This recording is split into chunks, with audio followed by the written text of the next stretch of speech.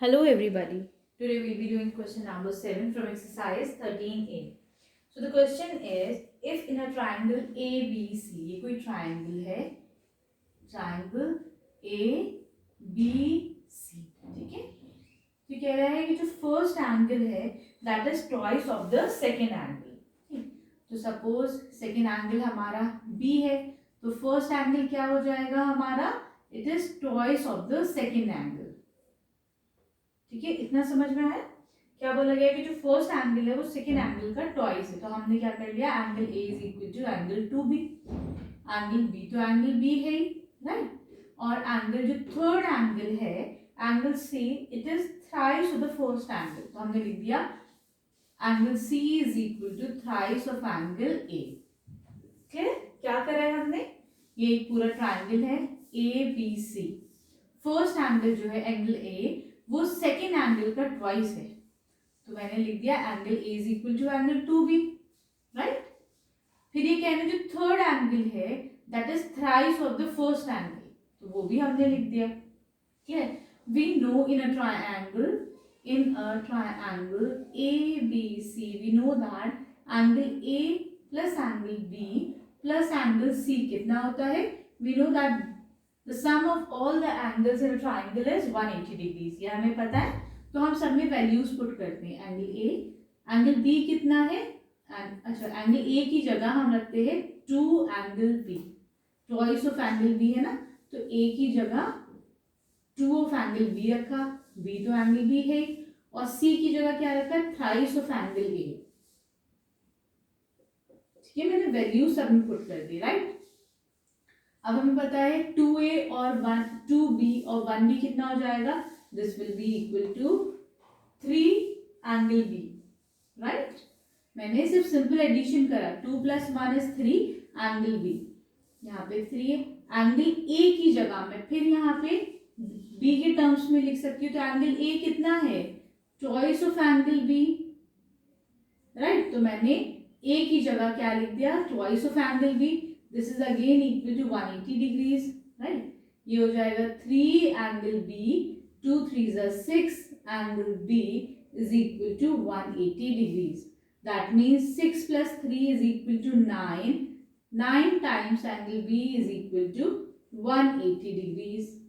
ठीक है, simple addition चल रहा है, तो एंगल b कितना आ जाएगा, 180 divided by 9, this is equal to 20 degrees। ठीक है, तो हमारा एंगल बी कितना निकला, angle B is equal to 20 degrees. ठीक है, तो अब हमारे पास एंगल बी आ गया, now we have to find out angle A and angle C. अब हमें ये दोनों एंगल जो है वो फाइंड आउट करने, right.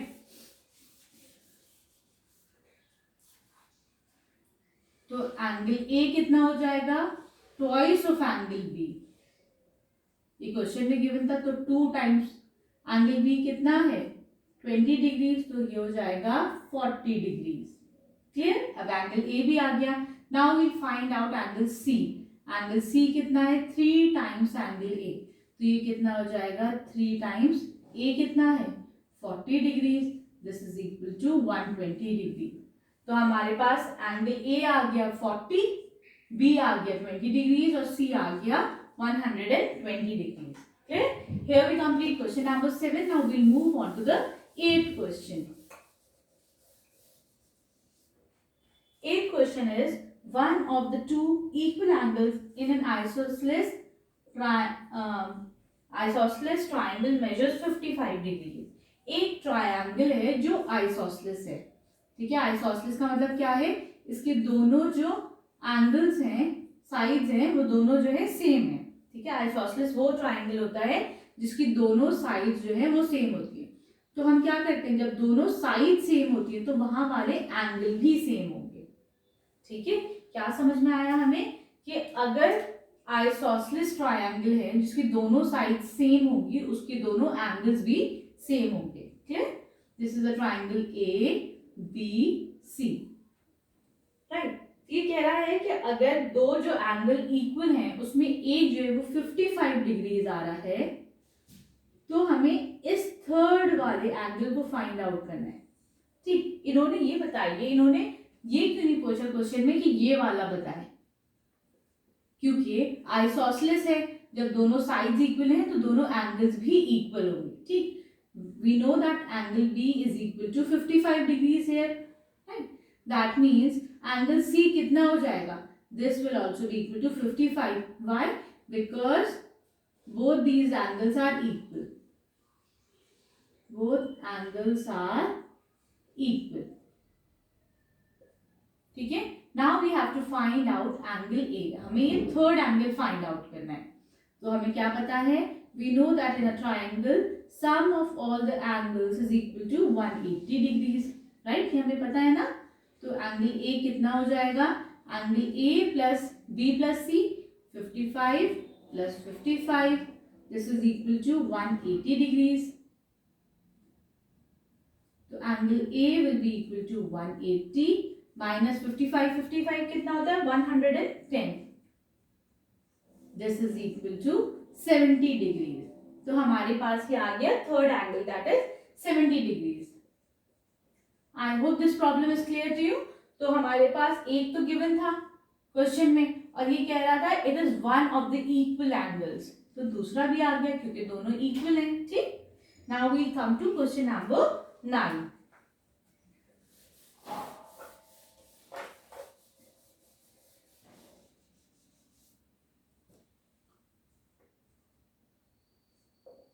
Question number 9 is one of the two acute angles of a right angle triangle is 48. Question की language उसको सब समझना चाहिए कि क्वेश्चन क्या कह रहा है। One of the acute angles from the right angle is 48 degrees. That means एक जो acute angle है वो तो 48 degrees है, और ये कैसा triangle है, it's a right angle triangle. We have to find out the third angle. तो हमें क्या पता है, यहाँ पे एंगल A फाइंड आउट करना है. One of the angle is 90 degrees and the second angle is 48 degrees. ठीक, तो क्वेश्चन को आराम से पढ़िए, उसकी लैंग्वेज को समझिए, सारी चीजें उसी में ही गिवन होती है.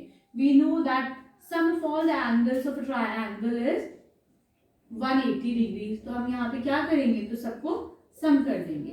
तो angle A plus 90 plus 48, this is equal to 180 degrees. Angle A कितना हो जाएगा, 180 माइनस इन दोनों का सम कितना हो जाएगा, 138. This is equal to 42 degrees. ठीक है, clear? Here we complete question number 9. Now we'll move on to the last question of this exercise. That is question number 10. Question 10 is you have to state whether these following statements are true or false. ये statement true है या false है? So the first one is all the angles of an isosceles triangle are equal. एक isosceles triangle है जिसकी दोनों sides equal है, ठीक है, इसके सारे angles भी equal होंगे. क्वेश्चन ये कह रहा है, तो it's not like this, ये ऐसा नहीं है. जो sides equal होती हैं उसके angles equal होते हैं, ठीक. लेकिन ये वाली क्योंकि साइड डिफरेंट है तो इसका ये वाला एंगल भी डिफरेंट होगा. क्लियर है, ठीक है. तो सिर्फ आइसोसेलेस अगर ट्रायंगल है तो कितने एंगल्स इक्वल होंगे, 2 एंगल्स विल बी इक्वल, ठीक है. थर्ड साइड भी डिफरेंट होती है, थर्ड एंगल भी डिफरेंट होता है. Clear? That means the answer for A part is false. ये हमारा आंसर फॉल्स आ गया. Now we come to B part. If one of the angle of a triangle is obtuse, the other two angles must be obtuse. ये क्या कह रहा है कि ट्रायंगल है जिसके अंदर एक एंगल तो 90 से बड़ा है, तो ये दोनों एंगल्स उसके एक्यूट होने चाहिए, ठीक है. And this is obtuse angle. तो ये statement this is absolutely true. ये स्टेटमेंट हमारा सही है. क्यों सही है? क्योंकि सम ऑफ ऑल द एंगल्स 180 होना चाहिए. जब एक ही 90 से बड़ा हो गया तो बाकी के दो कितने हो जाएंगे, 90 से बड़े नहीं हो पाएंगे, छोटे होंगे, इनका सम ही छोटा हो जाएगा, ठीक. तो ये एंगल्स कैसे होते हैं, these angles are acute, the other two angles are acute. Clear? इसका मतलब ये वाला स्टेटमेंट हमारा बिल्कुल ट्रू है. Now we come to the C part of this question. C is a right angle triangle can be equilateral. एक right angle triangle है वो equilateral होगा, ठीक. इक्विलेटरल का मतलब क्या होता है, जिसकी सारी साइड्स इक्वल हो। सारी साइड्स अगर इक्वल होगी तो सारे एंगल्स भी इक्वल होने चाहिए, ठीक है। लेकिन यहाँ पर क्या है, एक एंगल 90 है तो ये दोनों एक्यूट हो जाते हैं ना दोनों, ठीक, दोनों एंगल्स एक्यूट है। इसका मतलब क्या होता है, दिस स्टेटमेंट इज फॉल्स। यहाँ पे एंगल्स भी डिफरेंट है तो साइड्स भी डिफरेंट होंगी, ठीक है, क्लियर है। जब एंगल्स इक्वल होते हैं तभी साइड्स भी इक्वल होती हैं। लेकिन यहाँ पे एक 90 है, इसका मतलब ये दोनों एक्यूट होंगे, सबका डिफरेंट वो आ गया, तो इसका मतलब साइड्स भी सारी क्या होगी, वो डिफरेंट हो जाएंगी, क्लियर है।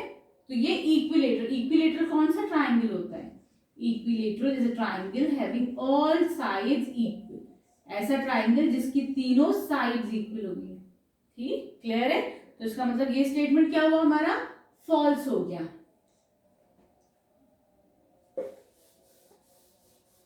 Now coming to the D part. D is equilateral triangle has all its three sides equal. This is absolutely correct. ये बिल्कुल सही है। Equilateral triangle जो होता है उसकी तीनों sides क्या होती हैं, equal होती हैं, ठीक है। This statement is completely true. Now coming to the fourth part. A triangle can have two obtuse angle. एक ट्राइंगल के दो ऑब्ट्यूज एंगल हो सकते हैं, ठीक। दिस इज ऑब्ट्यूज मतलब 90 से बड़ा है, हम सपोज कर लेते हैं कि 95 है, ठीक है, 95 है, 90 से बड़ा है, ऑब्ट्यूज है, तो इन दोनों का सम कितना हो जाएगा, तीनों का सम 180 होता है। इसका मतलब इन दोनों का सम लेस देन 180 होना चाहिए, जिसमें 90 तो खुद ही हो गया है, ठीक। तो ये कैसे हो जाएंगे, दोनों एंगल्स एक्यूट होते हैं, दे आर नॉट ऑब्ट्यूज। अगर ऑब्ट्यूज हो गए तो इन दोनों का सम ही 180 हो जाएगा, तीसरे का तो नंबर ही नहीं आएगा, क्लियर है, समझ में आया। अगर एक हमारा ऑब्ट्यूज है 90 से बड़ा हो गया तो दोनों को एक्यूट होना ही पड़ता है, ठीक, क्लियर, वरना तो उसका सम 180 से बढ़ जाएगा ना, बहुत बड़ा हो जाएगा 180 से, right. Here we complete exercise 13A. Now we move on to the next exercise.